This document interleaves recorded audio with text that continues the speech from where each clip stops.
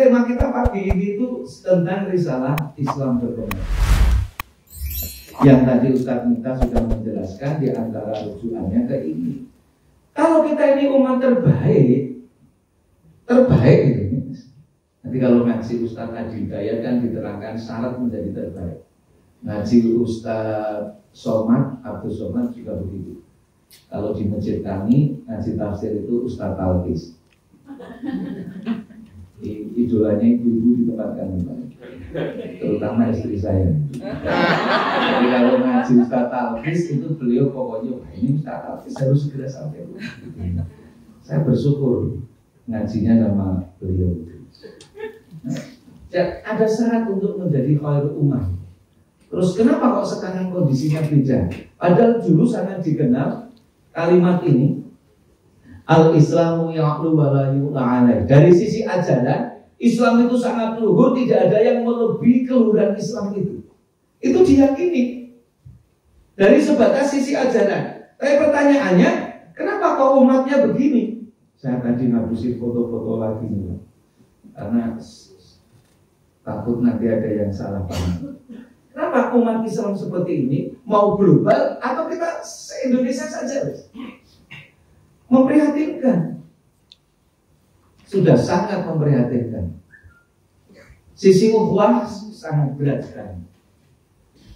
Kalau kita sering buka YouTube-nya Gusmus itu, orang Islam, foto-foto Islam, ijik digulai ibadahnya.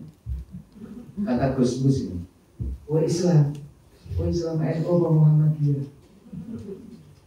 Ternyata cara pandang itu tuh belum nanti NU Muhammadiyah, persis, Al-Wasliyah, Tarbiyah, Salafi, mau Salafi yang mana, semuanya disebut di situ.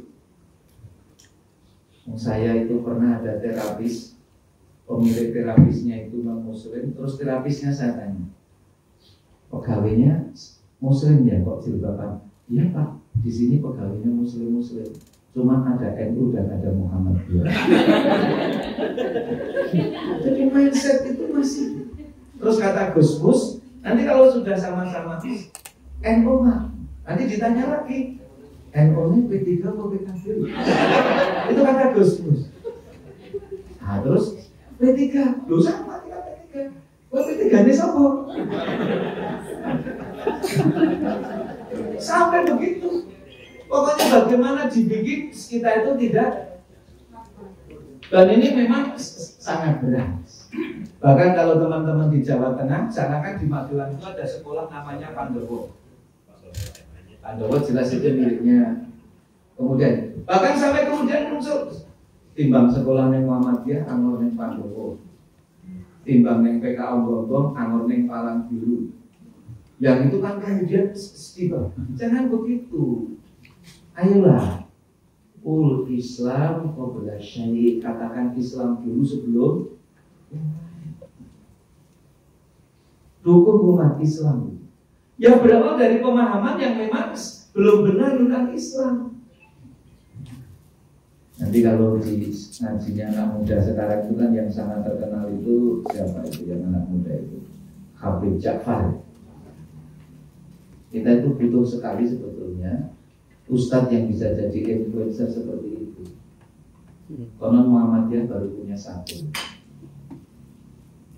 Ada dosen UMG itu sudah YouTuber. Tapi saya lihat followernya ya baru segitu. Ya, berapa dosen UMG yang jadi YouTuber? Banyak. Yang jelas bukan dokter Dirwan.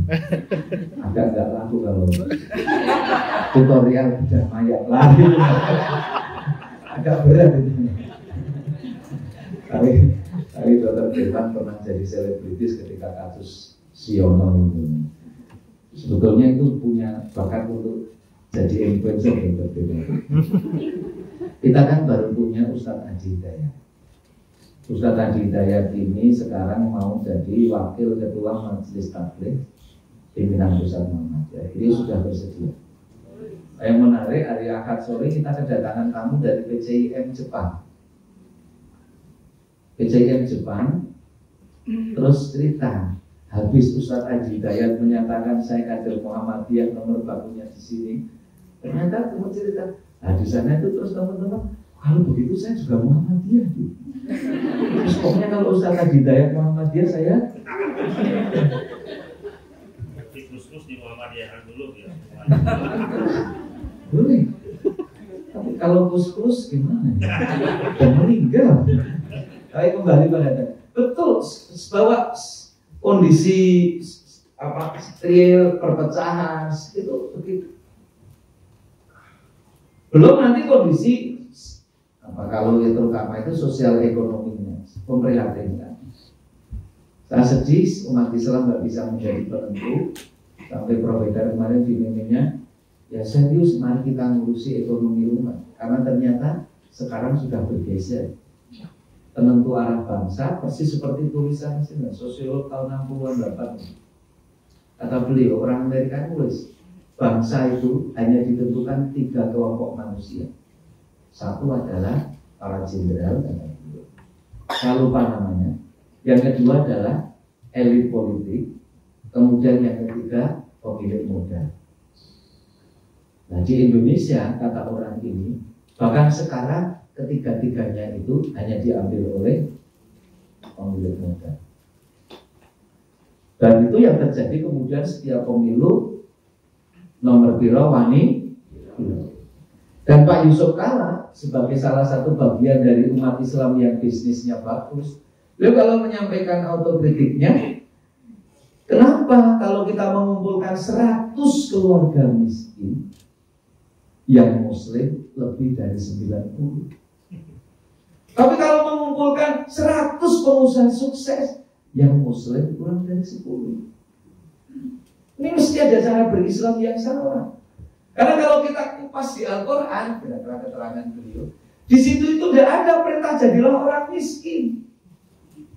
Tapi ternyata website WA yang beredar itu isinya pengajian beruntunglah orang miskin.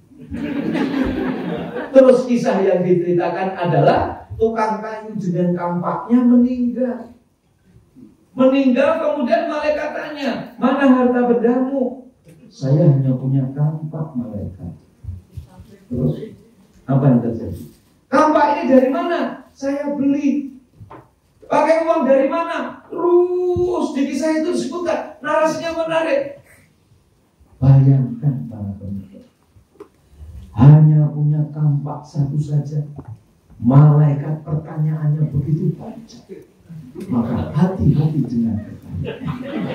Beruntunglah orang yang tapi memang begitu yang dibangun.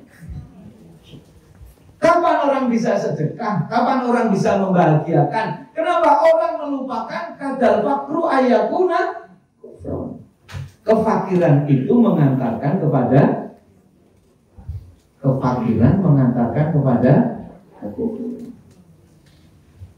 Dulu Gunung Kidul itu kan sangat terkenal dengan kristenisasi dengan Sarimi. Sarimi atau Indomie? Tergantung pabrik mana yang memsponsornya. Dulu kan begitu. Dulu dengan Sumerni. Sehingga Pak Jalal Mohsen bikin gerakan namanya Lembaga Dakwah Pedesaan. Kop Dakwah Pedesaan. Itu kan seperti itu karena kemiskinan.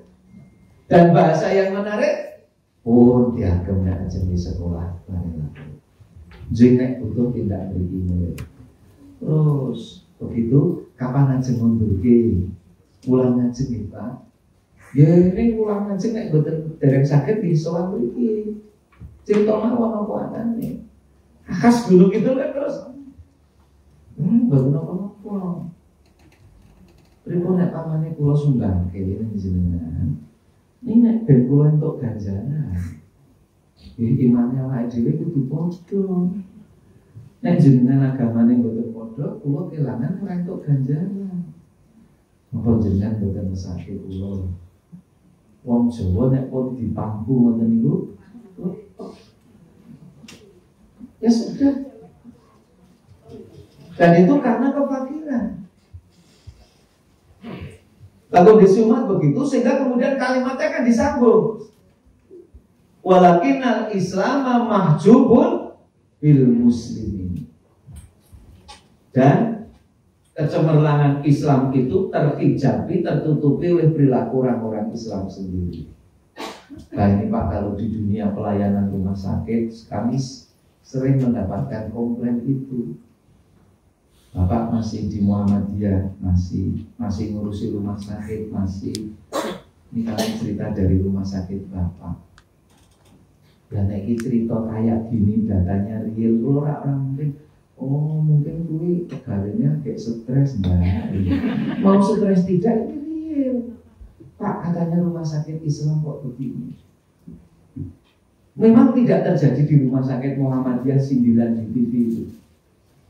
Kalau rumah sakit Muhammadiyah kan harusnya satu, asasnya rahmatan lil alamin, maka asas kasih sayang. Produk apa, berkeunggulan, itu kan jelas ditegaskan oleh Kiai Haji Ahmad Dahlan. Tapi kan kemudian tidak begitu, sampai disindir di TV. Rumah sakit ini menyedihkan. Kalau yang ngebel, tahu ngebel? Ngebel itu artinya mejet bel. Nah sekarang mahasiswa itu kalau ditanya orang tua mau kemana le, nugas. Tahu maksudnya? Kerjakan tugas sama teman-teman itu istilahnya nugas. Ini Pak Wakil Rektor harus tahu ini. Nugas. Besok mungkin rektor itu disamakan dengan rumah sakit mau Pak. Jadi dulu kan direktur, wakil direktur. Ada di wakil itu jadi orang pati pena. Sehingga rumah sakit kita bikin dirut dan direktur. Jadi besok rektor besar dan rektor.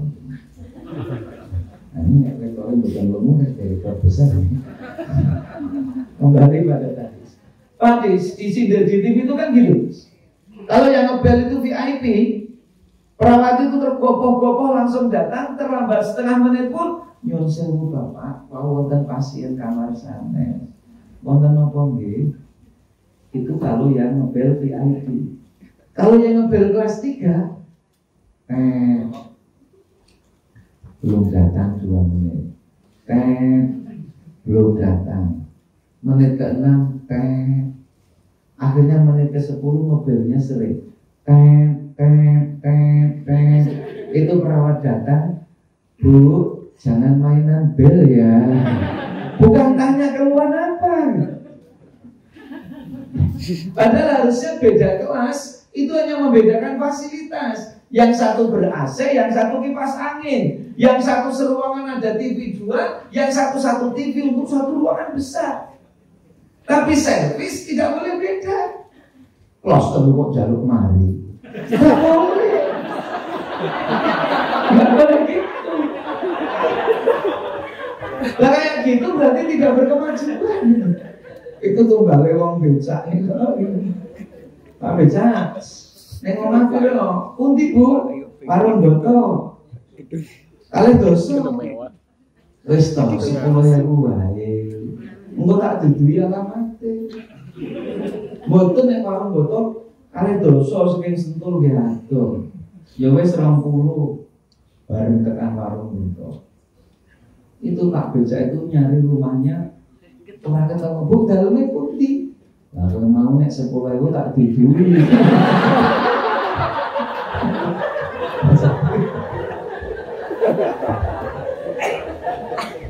Ada yang 20.000 boleh ono dhewe.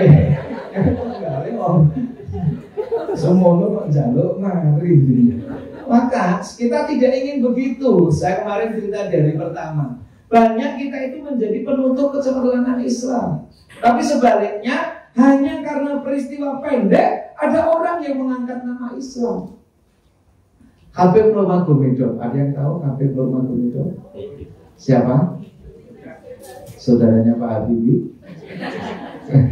Habib itu Masya Allah Bu, itu ternyata orang Muslim Rusia. Itu sangat bangga dengan Habib itu. Jadi saya pernah ketemu di Mekah orang Rusia itu ngomong dari mana? Kan bahasa kita terbatas. Kita terus Rusia yura iso basa Arab. Begini saya min aina.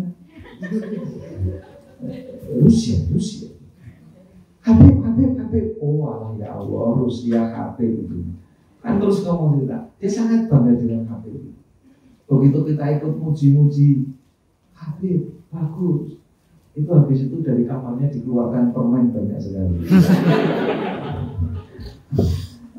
Pernah juga sama orang Nigeria, tanyanya itu Indonesia. Dulu kalau ketemu orang Melayu, pertanyaan pertama mesti Indonesia. Tapi sekarang sebagai orang Indonesia itu mangkel, sudah pakai baju kayak gini, hitam, pertanyaan masih Malaysia. Itu sudah terkenal Malaysia di sana daripada Indonesia. Kamu orang Indonesia, madhabnya apa? Rupanya di Nigeria madhab itu serius.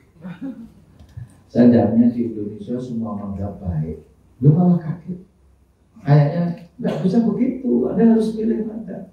Sesuai ini debat palingnya tuh bisa raiso bahasa ini. Akhirnya terus Nigeria football good. Dia itu senyum banget. Wes langsung nggak ada perbicaraan madhab lagi.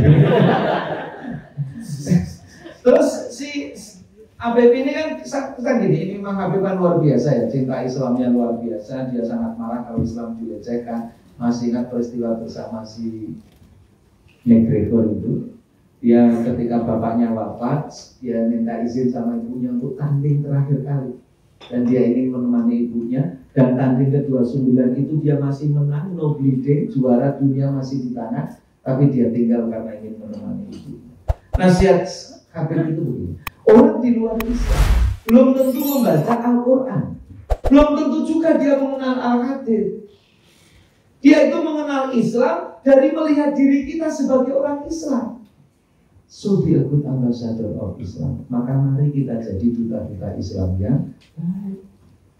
Kampus kita ini tiba-tiba menjadi duta Islam yang baik ketika kita berkemajuan, berkeunggulan. Dan itu yang diinginkan Kiai J.R. Fahrudin. Maka kemudian Muhammadiyah merumuskan. Mari kita rumuskan bareng-bareng, terus akhirnya dirumuskan. Akar sejarahnya 1912. Dulu sudah lahir belum? 1911, 1912 itu kan banyak berdiri organisasi Indonesia. Ya, tahun-tahun itu tuh banyak sekali berdiri organisasi. Jadi ada Syarikat Islam, tapi sebagian sudah tidak ada saat ini. Nahdlatul Ulama kemarin masuk 1 abad untuk Hijriah, karena lahirnya beliau di 26. Nah, tahun itu sudah ditulis nih. Apa maunya Muhammadiyah itu? Memajukan hal agama kepada anggaulkan. Oh, coba. Memang spiritnya berkemajuan. 3 tahun kemudian suara Muhammadiyah sudah mulai mapan. Ini edisi yang kedua. Muhammadiyah punya suara Muhammadiyah yang mendapatkan penghargaan karena terbit sudah 100 tahun lebih. Dan ini dulu pernah pakai bahasa Jawa. Nah, awet miturut paugeran agami kita Islam, sarta cocok kalian pikajenganipun zaman kemajuan. Ada yang nggak bisa bahasa Jawa? Ada. Ya, semoga segera tobat. Karena bahasa Jawa itu bagi yang ngajarkan unggah-ungguh kepada anak itu paling apik ngajarke basa Jawa. Bu, monggo daripun sampun siap. Mas, iki arep sekolah jam itu, kok orang nggak makan? Kulo dereng dahar Bu.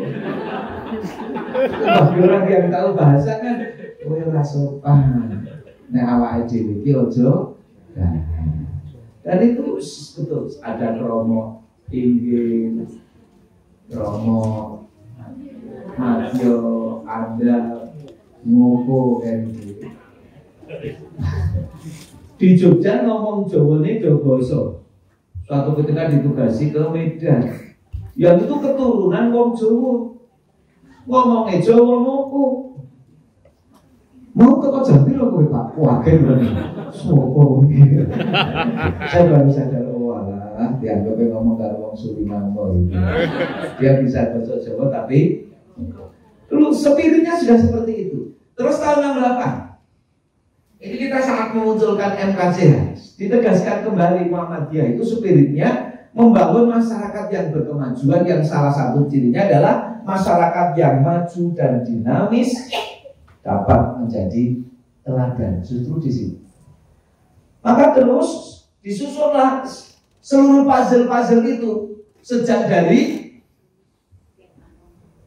data-data yang ada, kemudian dari pedoman-pedoman yang ada di Persyarikatan Muhammadiyah dikumpulkan, dan akhirnya di muktamar kemarin disusun ini untuk dibawa ke muktamar, mendapatkan masukan. Dan yang menarik untuk muktamar kemarin itu, karena kita muktamarnya ada yang online, artinya materi itu bisa dikirimkan lebih awal untuk didiskusikan di cabang, di daerah, di wilayah, untuk diberikan masukan dan tertulis masukannya agar bisa menjadi rujukan ketika nanti terdapat perbaikan. Nah, di antara diskusinya adalah bagaimana Pak menyusunnya. Apakah ayat-ayat Qur'annya mau di setiap rujuk ayat ditulis terus panjang? Waktu itu karena kita itu pengen yang simpel. Bagaimana kalau ayat-ayatnya nggak usah di situ, nggak seperti menyusun kitab besar. Akhirnya dari berbagai masukan, ayat-ayatnya diletakkan di bagian tampilan. Nanti kalau Bapak Ibu membaca biar tidak kaget. Dan ini tadi sudah disampaikan oleh Ustadz Miftah. Kenapa kok ini ditegaskan? Karena agar orang tidak salah paham. Kan sekarang sedang jadi diskusi kencang. Mengaku Islam berkemajuan karena saya bisa sholat dengan bahasa Indonesia. Padahal dulu guru ngaji kita itu senang sholat dengan satu bahasa, maka jamaah dengan orang manapun tahu Allahu Akbar, oh sedang takbir. Tapi kalau sholatnya nganggo bahasa Indonesia, agak muni amin ini wis bingung. Tapi loh, apa itu berkemajuan? Coba dibaca lagi. Sekarang kan banyak lagi yang ketika mau menamakan, kenapa kita tidak menamakan Islam progresif? Karena progresif ada sudah dipakai lagi untuk kelompok itu. Yang kadang bahkan bersinggungan dengan kelompok ingkar sunnah. Karena Al-Quran mengatakan aqimis sholata lidzikri, mendirikanlah sholat untuk mengingatku. Ya sudah, sholat itu yang penting ingat. Melupakan bahwa bayang tafsir dari ayat itu adalah sunnah Rasul, tidak dianggap. Ya ingkar sunnah memang begitu. Maka di Muhammadiyah ditegaskan prinsipnya harus berlandaskan pada tauhid yang murni, tidak tercampur oleh syirik khurafat. Nah, ada yang menarik penegasannya adalah dulu UMY ketika masih ada majalah inovasi. Jadi inovasi ini termasuk majalah yang sudah almarhum. Terus gini, dulu kan ketika majalah saya ada diskusi tentang tauhid. Sehingga ada tauhid untuk pribadi, tauhid sosial, terus tauhid apa lagi? Tauhid diimplementasikan untuk segala aspek kehidupan. Termasuk ketika seorang itu bekerja, maka dia tidak murni sekedar untuk mempraktekkan kompetensinya masing-masing, keilmuannya masing-masing, tetapi pekerjaan orang dengan prinsip tauhid adalah bagian dari ibadahnya kepada Allah. Nah, yang membaca di situ agak menarik ketika orang dengan prinsip tauhid yang murni selalu ada prinsip keikhlasan dalam mengerjakan hal yang dilakukan. Karena ternyata di antara yang ditakutkan Nabi dari syirik khafi, yakni orang yang melakukan amal soleh tapi niatnya riya. Berarti ikhlas ini menjadi kunci. Nah, mudah-mudahan kita juga bisa berkemajuan dengan tauhid yang ikhlas itu. Nah, masyarakat gampang kok ngasih contoh tidak ikhlas itu. Andrianten sing rapat nyumbangi oke, saya oke nyumbangi, saya oke ngomongnya. Terus nama bapak itu betul ikhlas. Kalau niku ikhlas, ini mbok yo matur nuwun ngoten. Itu tanda dia tidak. Saya masih ingat kalau orang berjuang karena Allah, ikhlas lillahnya itu wa kafa billahi syahida, tidak ingin dipuji, tidak ingin disebut. Kalau dalam perjuangan guru saya itu pesen, belajarlah dari perjuangan pelajaran dari pohon kelapa. Ada yang belum pernah lihat pohon kelapa di sini? Nonton betul? Naik pohon kates. Pernah lihat pepaya masak? Masaknya di pohon.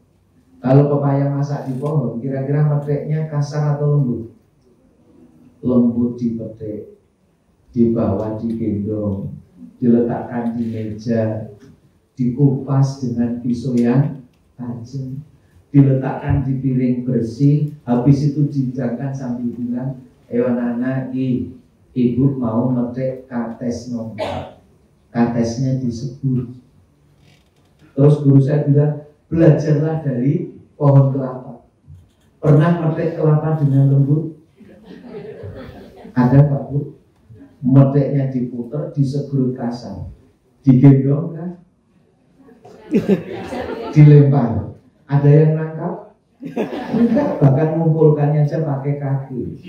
Di dapur diletakkan di atas meja? Enggak, ngupasnya pakai pisau. Pakai apa Bu? Pakai linggis, diserumbat kayak gitu. Sudah terkelupas, masih diapakan? Ditubruk. Sudah pecah terus diapakan? Dicukil. Sudah dicukil terus diapakan? Diparut. Habis diparut diapakan? Diperes. Sudah gitu dibikin sayur tempe, sayur. Tidak pernah ibu kita itu, ayo nih masak sayur kelapa. Tidak pernah. Tapi guru saya pesan, itu contoh ikhlas. Walau perjuangannya berat, selalu dibutuhkan. Tidak disebut kelapa tidak berhenti berbuah. Maka kalau ikhlas, wes nyambut gawe apik, bawa nama baik ke kampus, kok terus orang dadak ejekan ra nesu. Kok ikhlas? Aku lah ya paling tua toh. Aku dokter pertama loh. Aku lagi dadak lah kalau begitu, anak masih ada yang protes juga Pak. Katanya Taufik Saudara, lah ya enggak gitu. Itu loh Pak, Bapak keluar ada tulisan itu, jual es kelapa muda. Kelapanya disebut. Jual es kelapa kopior, kelapanya disebut. Jadi bukan berarti orang ikhlas itu tidak disebut. Saya sampaikan. Itu yang disebut itu kelapa muda dan kelapa kopior. Berarti kalau kita beramal pengen disebut ya imane cek muda atau wis kopior. Tidak bisa. Ya, maka ya terus saya menyampaikan spirit Islam berkemajuan. Ada atau tidak ada atasan, selesaikan. Prinsip kerja tauhid. Karena yang menilai kita Allah. Bahkan pertanggungjawaban itu kalau hanya kepada manusia gampang ditipu. Kita pernah punya kasus banyak. Bahkan ada rektor nggak jadi diangkat hanya karena penipuan. Tapi Allah nggak bisa ditipu. Nah, kecuali nanti ada yang punya software menipu Allah. Tidak bisa. Maka ya ikhlas. Yang kedua, spirit kembali kepada Al-Quran dan As-Sunnah. Ini batasan bahwa Islam ya ke situ. Tidak bisa tidak. Dulu arucu Al-Quran dan Sunnah itu tegas dalam hal. Muhammadiyah generasi awal dalam rangka arucu Al-Quran dan Sunnah banyak bustan Quran. Bukan taman pendidikan Al-Quran, dulu namanya pakai bustanul Quran. Kenapa Muhammadiyah menggunakan kata-kata bustan untuk pendidikan anak-anak? Karena spiritnya, kalau kita menyebut bustan, taman, setiap kita mendengar kata taman, itu konotasi kita selalu tempat yang rapi, indah, warna-warni, wangi. Sehingga tempat membelajar itu harus menyenangkan. Ngaji Quran harus menyenangkan, bukan menyakitkan. Nah, ini yang ketiga, ijtihad dan tasdid. Terus yang dipahami oleh Muhammadiyah berkemajuan dalam prinsip tasdid. Tasdid dimaknai untuk hal-hal akidah. Maka sifatnya adalah purifikasi. Persis seperti yang diajarkan oleh Quran dan Sunnah. Karena untuk urusan keimanan, kalau nggak ada dalilnya nggak boleh. Tapi untuk urusan muamalah duniawiyah, apa yang dilakukan oleh Persyarikatan Muhammadiyah? Dinamisasi. Contoh misalkan, kenapa tasdidnya Majelis Tarjih berani mengumumkan Ramadannya tanggal berapa? 1. Jadi sebetulnya setelah diteliti tidak pernah ada perselisihan kapan awal Ramadan. Seluruh umat Islam di dunia menyepakati puasa dimulai 1 Ramadan. Sepakat ya Pak ya? Cuman 1 Ramadan jatuhnya kapan? Lah, Muhammadiyah memahami sumuli ru'yatihi, melihat, mengetahui bahwa itu sudah ada bulan. Kalau Pak Adin sering menyampaikan, kita maka ru'yah bil ain, bukan ru'yah bil